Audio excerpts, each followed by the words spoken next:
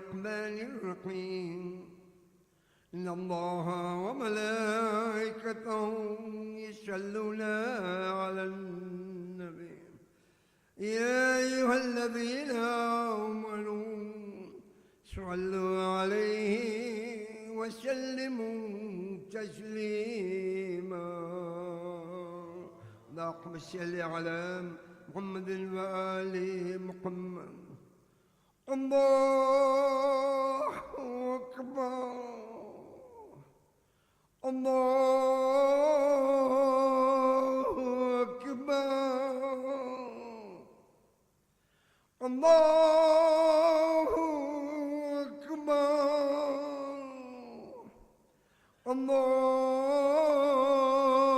الله أكبر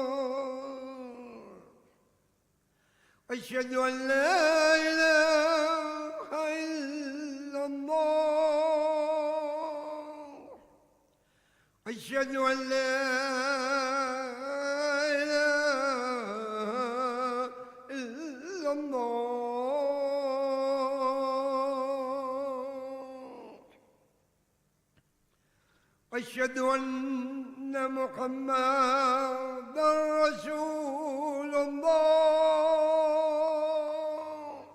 صلى الله عليه وآله وسلم أشهد أن محمدًا رسول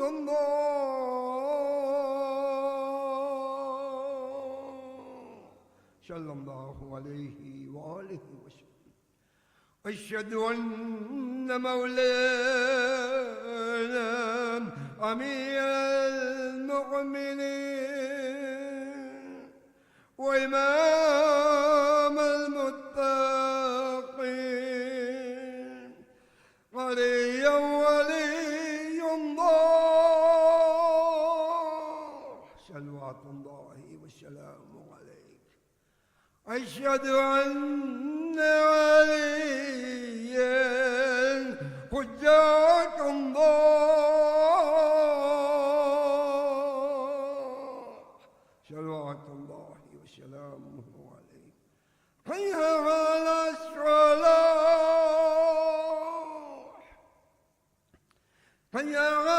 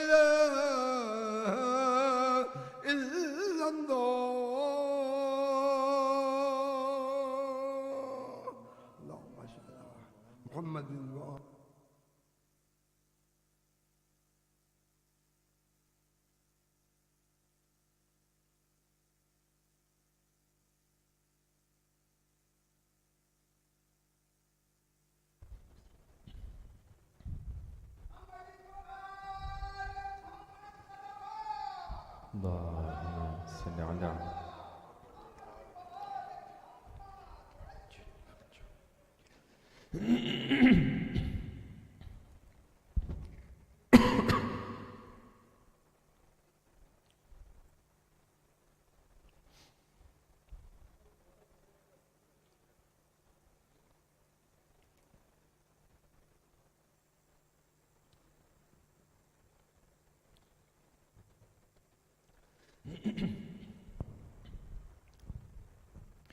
أعوذ بالله السميع العليم من الشيطان اللعين الرجيم.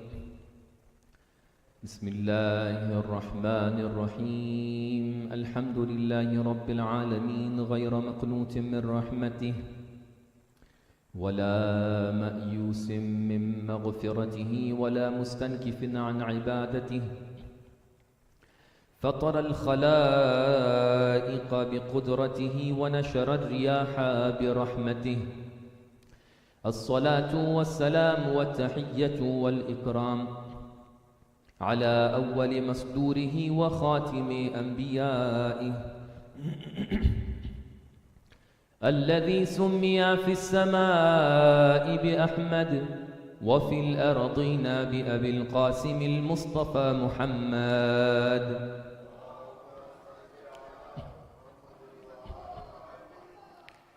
والصلاة والسلام والتحية والإكرام على آل بيته الطيبين الطاهرين المعصومين المنتجبين المظلومين.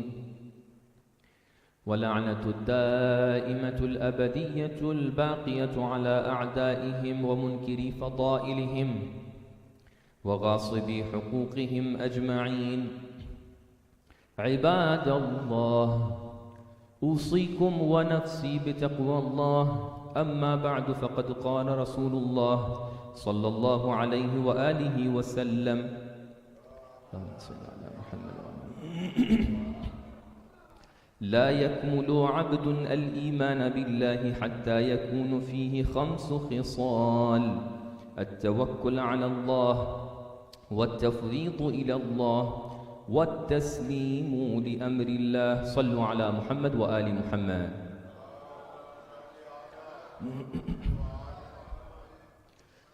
Respected elders, scholars, brothers and sisters, Assalamu alaikum wa rahmatullahi wa barakatuh.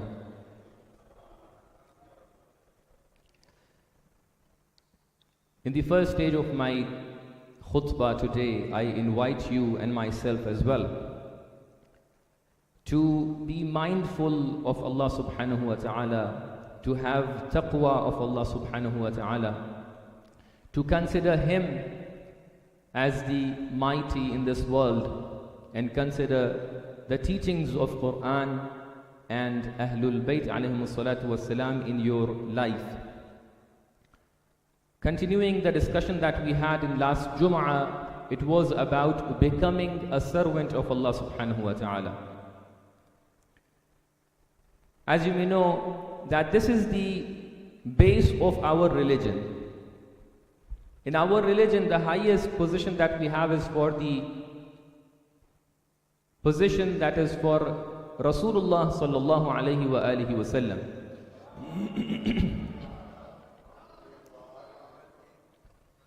He was the person chosen by Allah subhanahu wa ta'ala. He was the person afdalul anbiya'i wal mursaleen. He was the best person in this world, the first creature and created one by Allah subhanahu wa ta'ala. Awwalu ma khalaqa Allahu nuri. But when Allah subhanahu wa ta'ala praises Him, and day and night when we are remembering Him in our salah, we are not remembering Him with any of other titles but with the servant of Allah subhanahu wa ta'ala. So that is why it is very important for us to go through the procedures, conditions to become a servant of Allah, and it is not a journey which can be very easily obtained by any person. So that is why we are again and again having this discussion, how to become a servant of Allah subhanahu wa ta'ala. For that purpose, we have discussed about 2 of the levels presented by Holy Prophet Muhammad sallallahu alayhi wa alihi wa sallam.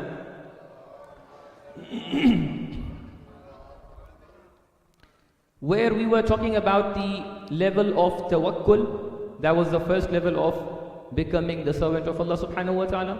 We also had a discussion about the tafweed, that after having tawakkul, after becoming a mutawakkil, we are going towards the level of tafweed.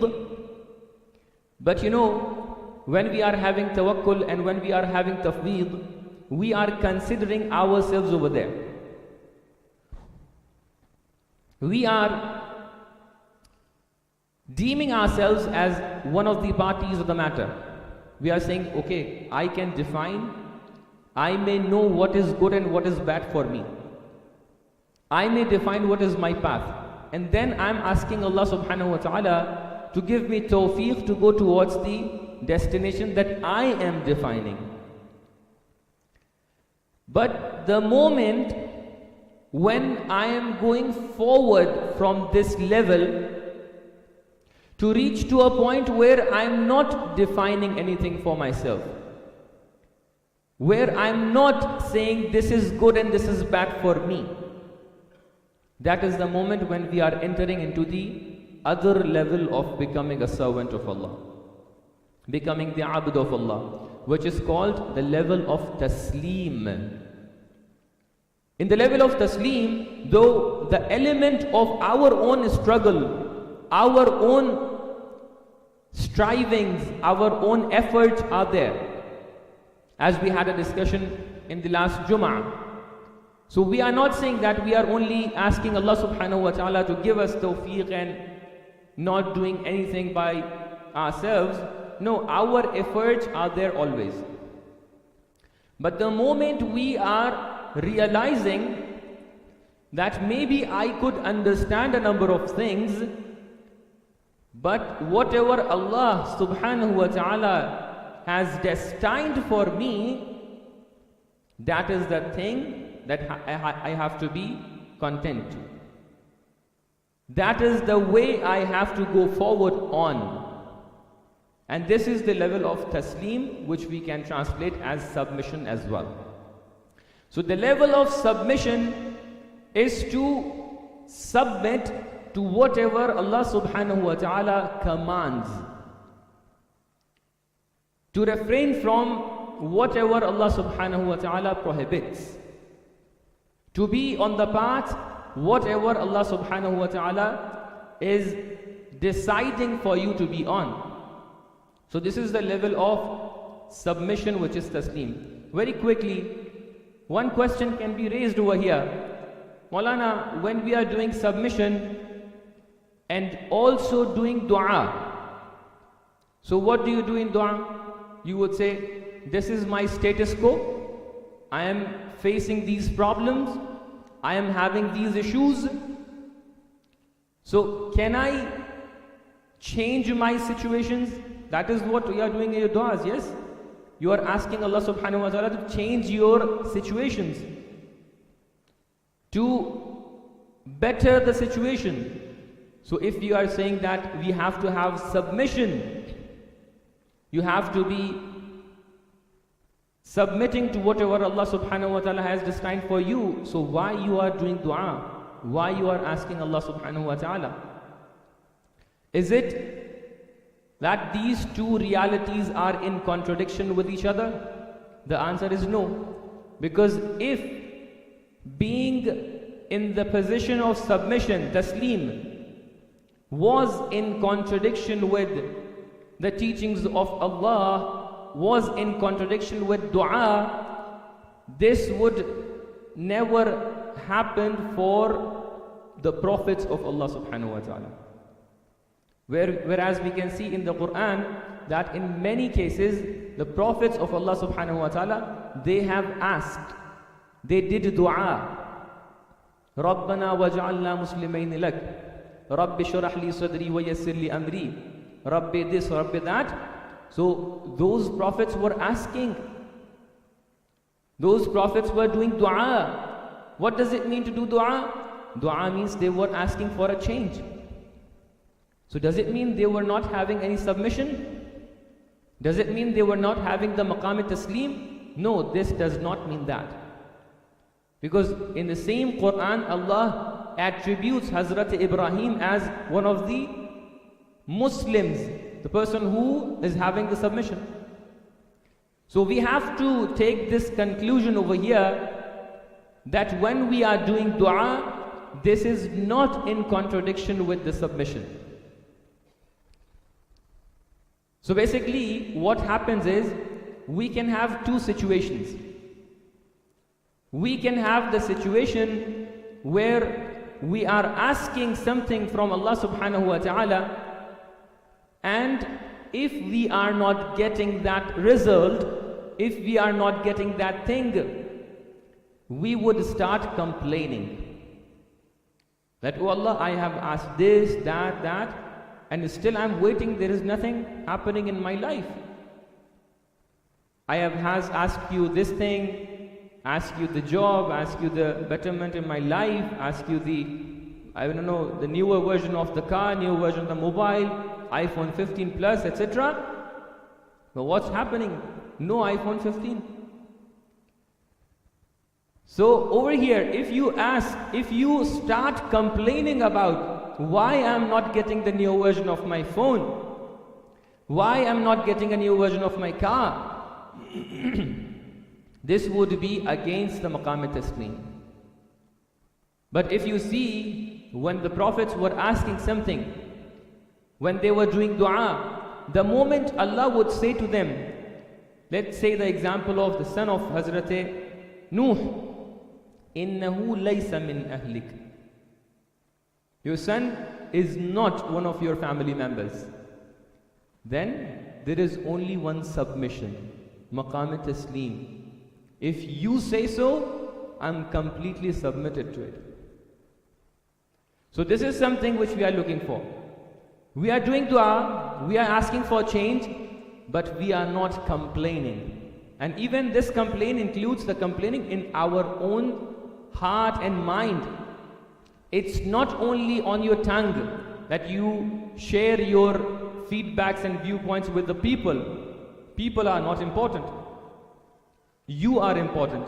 Whether you are complaining inside yourself, it is also a complaint.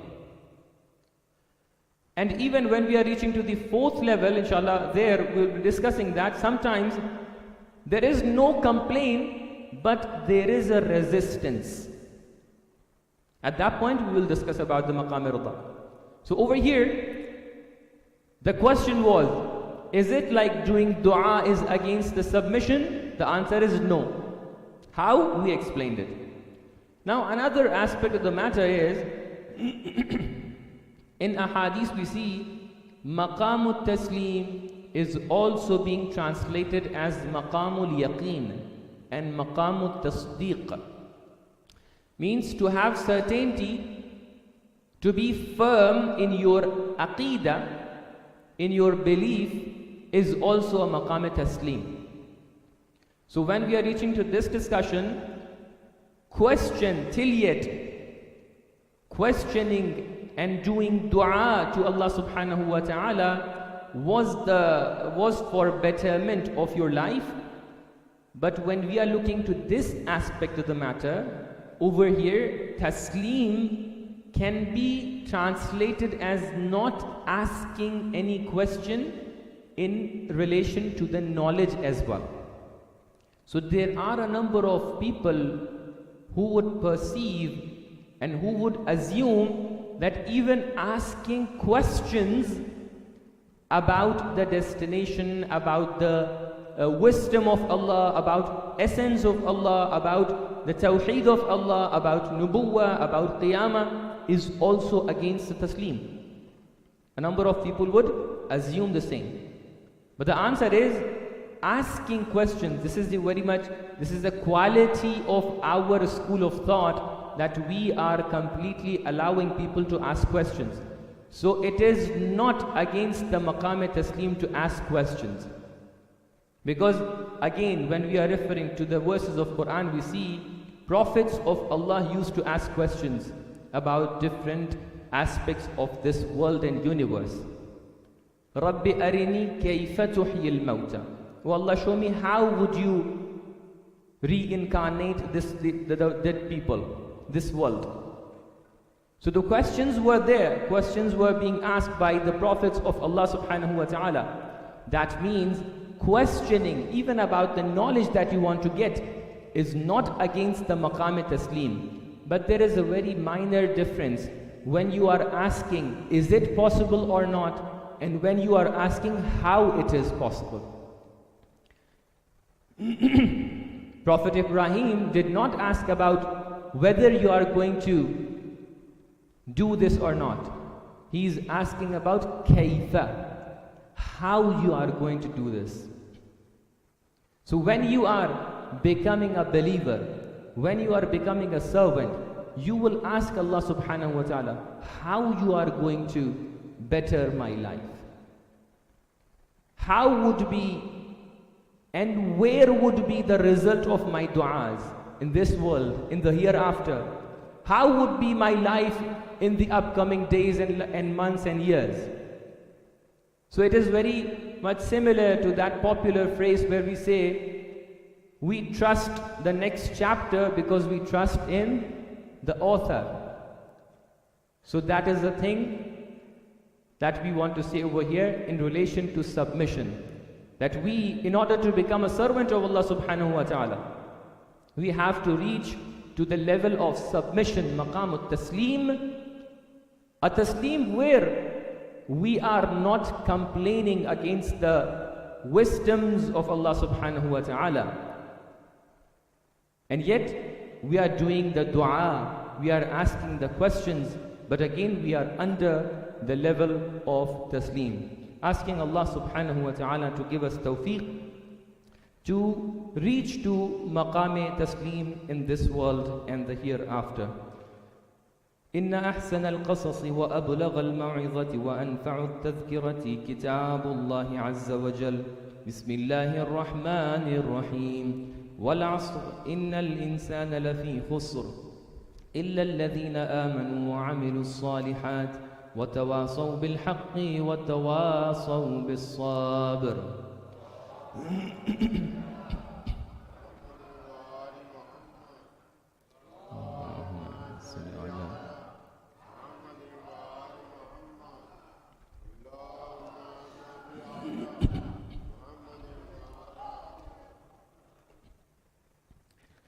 بسم الله الرحمن الرحيم الحمد لله رب العالمين وصلى الله على سيدنا محمد وآله الطيبين الطاهرين اللهم صل على محمد وعلى محمد.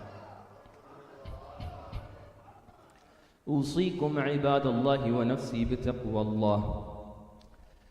Respected brothers and sisters, Assalamu alaikum wa rahmatullahi wa barakatuh.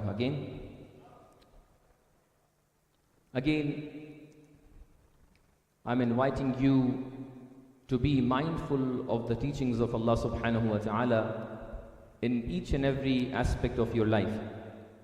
So as we were talking about the levels of becoming a servant of Allah subhanahu wa ta'ala. So first one was tawakkul, where we are making Allah subhanahu wa ta'ala as our representative to get the best results of our efforts. The second was the maqam at-tafweed, the way you are reciting the ayah of وَأُفَوِّضُ أَمْرِي إِلَى اللَّهِ إِنَّ اللَّهَ بَصِيرٌ بِالْعِبَادِ, where you are handing over the discussion, the effort, the matter to Allah subhanahu wa ta'ala to take care of the matter.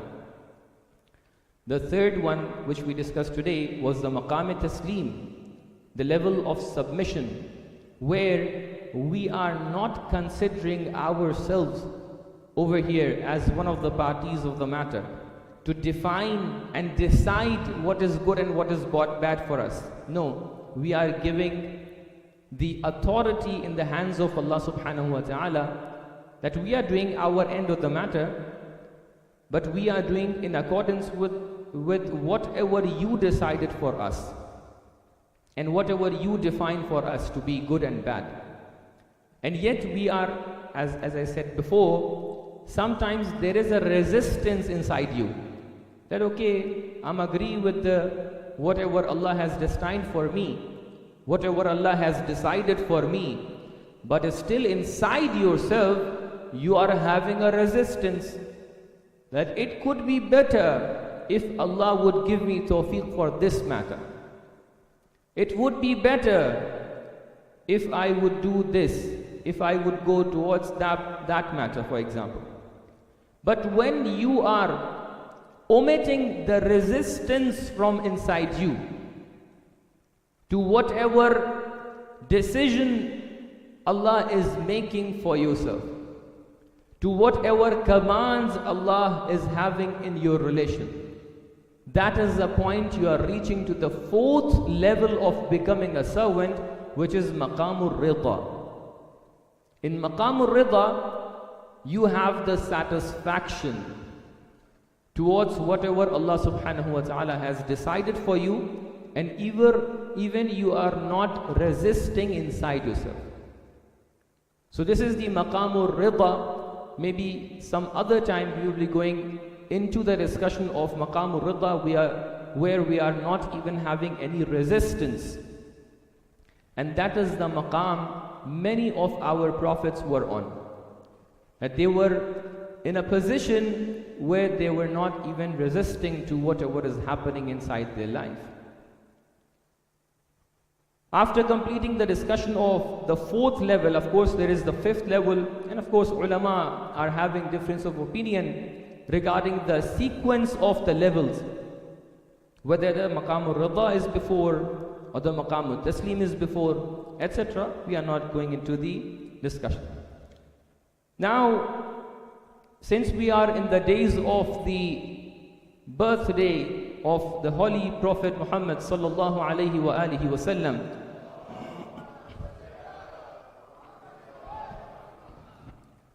we are remembering him in every discussion that we are having nowadays. And yet, one of the aspects associated with this occasion is the Islamic unity. Brothers and sisters, Islamic unity is one of the requirements of the time. Even this was there, and this teaching is rooted inside our teachings, where we have many ahadith. Even if you go through the ahadith of Imam Askari alayhi salatu wasalam,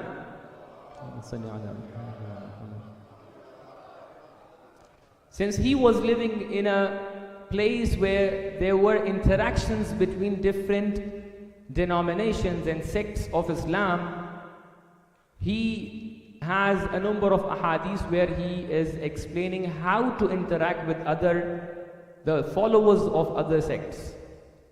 And we are firmly believing in this teaching. And that is why we, alhamdulillah, participated in the rally that we had called Zefe, I believe, if I'm not mistaken. And that was a very nice opportunity to meet with other people, followers of other sects. Even we met with a number of other leaders as well. They invited us. They discussed a number of discussions and topics, and that is quite beneficial for all communities. And this is an essential need for every community.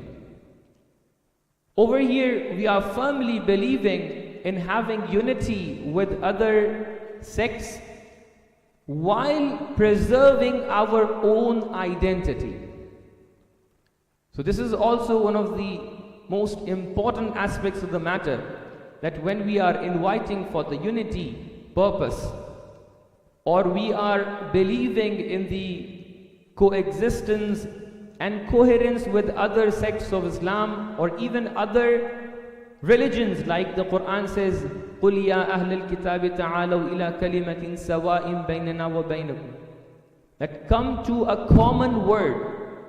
So though we have differences, but we also have the commonalities. So Quran invites to commonalities, Quran invites to the common word. That is the firm belief of ours. But Quran does not say, Ya Ahlal, in this verse, that you as a Muslim become Jew, become Christian, or you as a Christian become Muslim.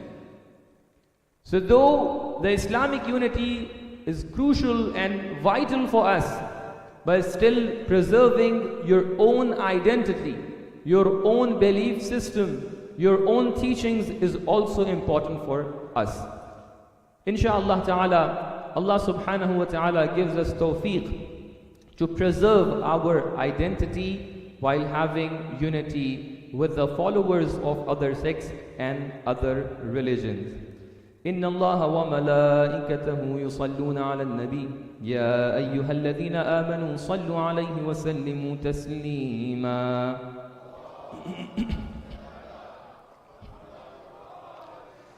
اللهم صل على سيدنا ونبينا وشفيع المذنبين محمد وصل على وليه ووصيه أمير المؤمنين علي بن أبي طالب وعلى سيدة نساء العالمين وبضعة رسول رب العالمين فاطمة الزهراء وعلى سبطي نبي الرحمة الحسن والحسين سيدي شباب أهل الجنة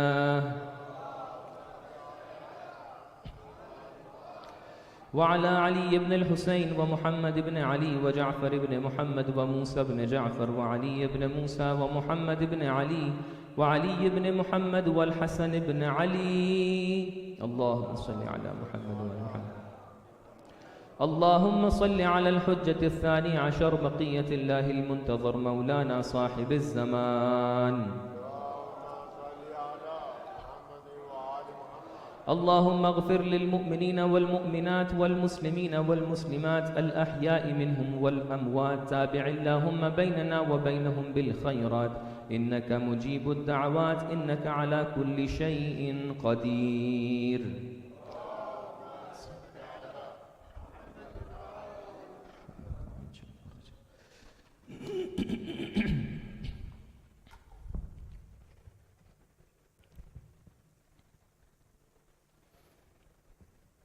أستغفر الله ربي وأتوب إليه. الله أكبر الله أكبر.